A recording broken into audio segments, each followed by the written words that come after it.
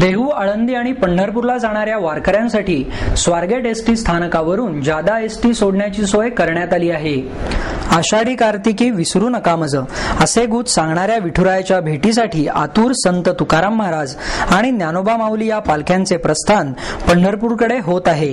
टाळ मृदुंगाच्या गजरात, अभंगाच्या निनादात आणि तुकोबांच्या प्रेमात न्हायलेल्या या दिमागदार सोहळा वैष्णवांना आगळावेगळा साक्षात्कार घडवित आहे.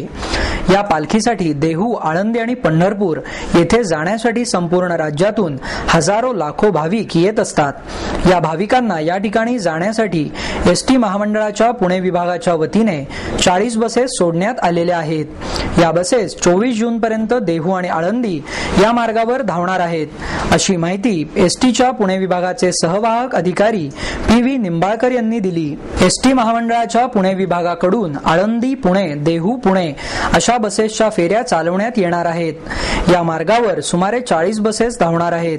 त्यानंतर पालख्या पुणे येथे 25 आणि 26 जून रोजी मुक्कामी असणार आहेत. त्यावेळीही सुमारे 20 बसेस या दोन्ही देवस्थानकडे दर्शनासाठी सोडण्यात येणार आहेत. 27 जून रोजी श्री ज्ञानेश्वर महाराज यांची पालखी सासवड येथे मुक्कामी असणार आहे. येथेही पुण्याहून सासवडकडे 80 गाड्या धावणार आहेत. या गाड्या बोपदेव घाट मार्गे आणि सासवड येथून पुन्हा परत येताना कोपरहोळ मार्गे धावणार आहेत.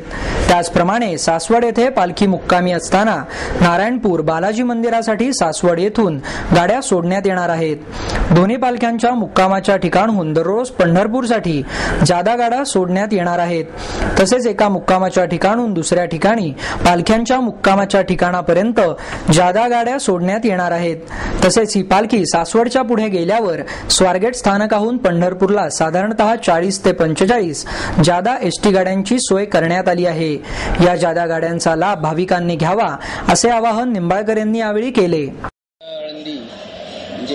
पालखीचं जे प्रस्थान आहे ते आज होणार आहे, त्यासाठी आम्ही जादा गाड्या सोडलेल्या आहेत. आमच्या डिव्हिजन मधून किमान 15 ते 20 गाड्या आहेत. आता आळंदी देहू किंवा आळंदी स्वारगेट, आळंदी शिवाजीनगर अशा फेऱ्या मारतात. ते आमच्या डेपोतून सुद्धा 5-6 गाड्या गेलेल्या आहेत. असे साधारण 25, 30, 45 पर्यंत गाड्या आहेत तिथे. तर वारकऱ्यांची गैरसोय होणार नाही या दृष्टिकोनातून आम्ही खबरदारी घेतलेली आहे.